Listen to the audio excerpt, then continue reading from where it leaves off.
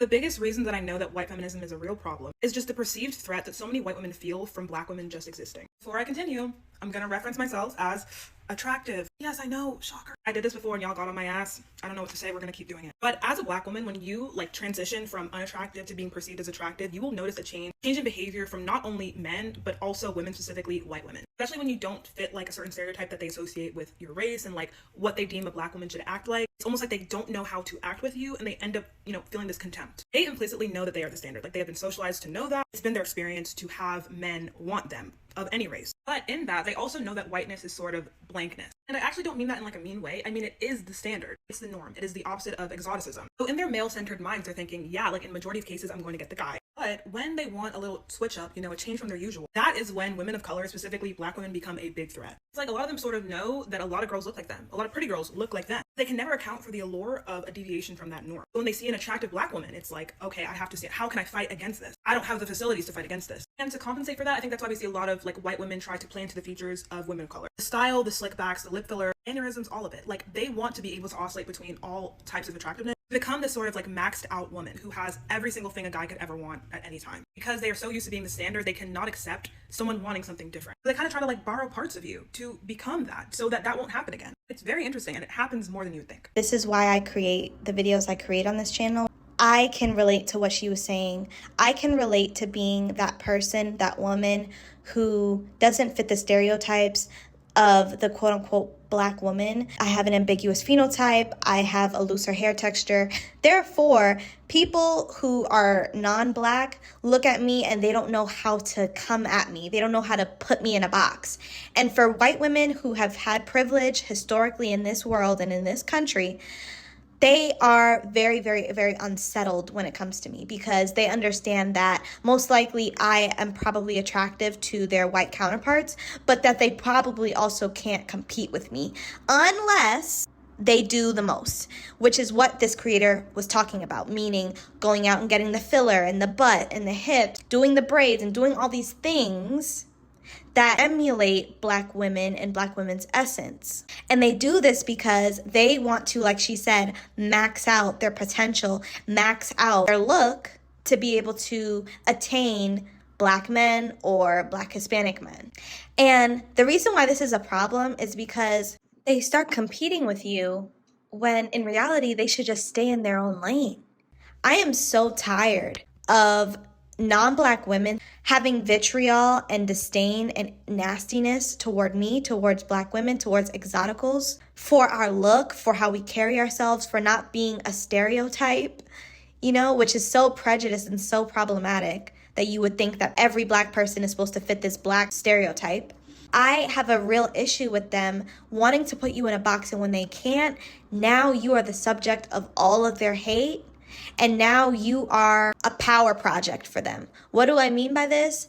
If you're in close proximity with this person at work, at school, they're going to want to play the power games with you because they're threatened. They're threatened by your look. They're threatened by your beauty. They're threatened by how people receive you well. They're threatened by the privileges they know that you benefit from because, again, these women think that they're the only ones that deserve privilege. So when they come across someone like me, someone who has a different look than what is typical within our unambiguous blackness, suddenly it's like they don't know how to treat you. They don't know how to act with you. And that's why if you're a brown skin or dark skin exotical, or even my light skin sisters, but I'm a brown skin, dark skin woman, so I can only speak from that scope. If you are an exotical and you have brown skin or dark skin, you are even more polarizing for these people because they don't know how to act around you. They understand, again, the privileges that you hold. They understand that you most likely have the pick of the litter. You can get any man you want. That's really what it is. They don't like that you have the ability to get what you want. They want to be the only ones to experience happiness and joy and options. And when they realize that you can get it too, they realize that you're competition. And that's when they start doing things to sabotage you on the workplace, smear your name. That's when they start trying to get people to go up against you, sending you evil eye, being hateful, befriend you so that they can study you. Like, I've dealt with this my entire life with these types of women.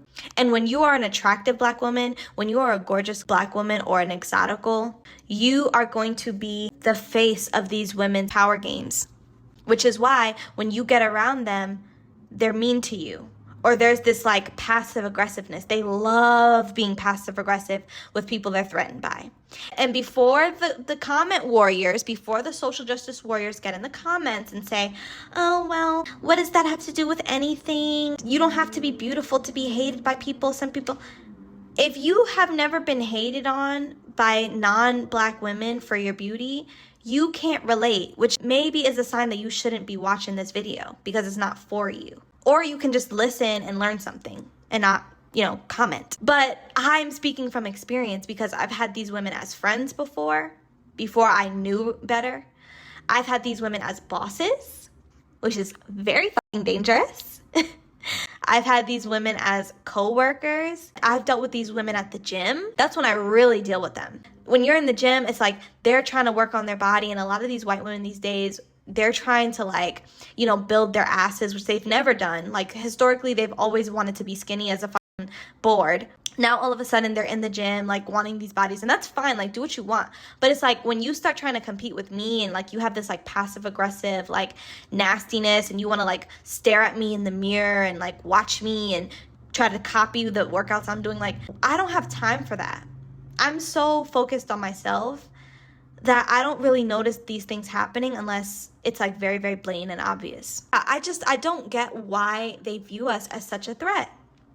If you are the beauty standard, if you are the cream of the crop, if every man is foaming at the mouth and falling to their knees to please you and they're at your beck and call, why are you worried about my Black ass? Oh, is it because my Black ass doesn't fit the stereotypes that you know and love and that you use to justify being superior? Oh, is your mantle of white supremacy and superiority being threatened by me? Am I shaking the room with my beauty? They're going to make your life hell because how dare you fit the beauty standard? How dare you be actually beautiful? How dare you have options? How dare you be attractive to all races of men? How dare you be soft-spoken and feminine and dainty and have long hair? And how dare you? This was supposed to be my shit. That's what they're thinking.